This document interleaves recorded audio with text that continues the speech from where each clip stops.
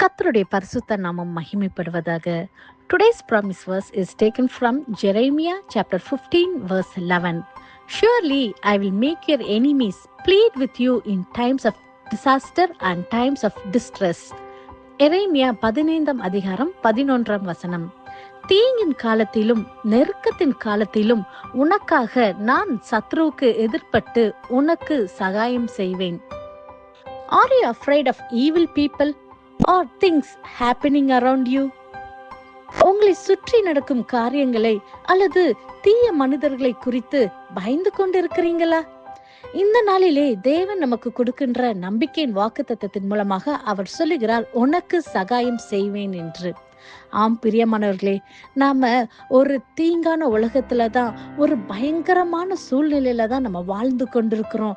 ஒவ்வொரு நாளும் நம்ம செய்திகளையும் பார்க்கிறோம். பல விதமான தீமைகளும் பல விதமான போராட்டங்களும் இந்த உலகத்துல நடந்து கொண்டே இருக்கிறது அல்லவா? ஒருவேளை இன்னைக்கு நீங்க உங்களுக்கு விரோதமா எழும்பின சத்துருக்களை குறித்து நீங்க பயந்து கொண்டு இருக்கலாம். அவங்களுக்கெல்லாம் நல்ல பெரிய ஆட்கள், அவங்களுக்கு பெரிய பவர்ஸ் இருக்குது, நம்மள அவங்க என்ன செய்திருவாங்க, அவங்க பயங்கரமான ஒரு காரியத்தை நம்மளுக்கு விரோதமா செய்து கொண்டிருக்கிறாங்களே, இதெல்லாம் விற்றிலும் நம்ம எப்படி தப்பிக்க முடியும்னு சொல்லிட்டு ஒருவேளை நீங்க கலக்கத்தோட இருக்கலாம். அப்படிப்பட்ட சத்துருக்கள் ஒருவேளை உங்க குடும்பத்துல இருக்கலாம், அல்லது உங்களுடைய வேலை பார்க்குற ஸ்தலங்கள்ல, உங்களுடைய பிசினஸ் இடங்களில, அல்லது நீங்க ஊழியம் செய்கிற இடங்கள கூட இருக்கலாம். இன்னைக்கு நீங்க அந்த பொல்லாத மனிதர்களை குறித்து, அவங்க செய்கிற தீமையான காரியங்களை குறித்து ஒருவேளை நீங்க பயத்தோட கலக்கத்தோட இதுல இருந்து எப்படி தப்பிக்க என்று சொல்லி நீங்க யோசித்து கொண்டிருந்தீங்கன்னா, இன்னைக்கு கர்த்தர் உங்களை பார்த்து சொல்லுகிறார், உனக்கு நான் சகாயம் செய்வேன் என்று. சர்வ உலகத்தை படைத்த தேவன் சொல்லுகிறார், இன்னைக்கு நான் உனக்கு சகாயம் பண்ணுவேன் என்று. கர்த்தர் நம் பட்சத்துல நிற்கும்போது நமக்கு விரோதமாய் நிற்பவன் யார்? இன்னைக்கு ஒரு வேளை உங்களுடைய சத்ருவானவன் உங்களுக்கு விரோதமாய் எழும்பி உங்களுக்கு பல காரியங்களை தீமை செய்து கொண்டு இருக்கலாம். ஆனா இன்னைக்கு கர்த்தர் உங்க வாழ்க்கையில உங்களுக்கு விரோதமாய் செய்யப்பட்ட எல்லா தீமையான காரியங்களும் இன்னைக்கு உங்க வாழ்க்கையில அதை நன்மையாய் மாற்ற செய்ய தேவனால கூடும். பிரியமானவர்களே, இதை விசுவாசிக்கிறீங்களா? இன்னைக்கு இந்த வாக்கு தத்தத்தை, கர்த்தாவே நீர் எனக்கு சகாயம் செய்வேன் என்று வாக்கு பண்ணினீரே, இந்த வாக்கு தத்தத்தை இன்னைக்கு வாழ்க்கையில நிறைவேற்றுங்கன்னு சொல்லி கேட்போமா? Today remember, the Lord is not distant in your struggles.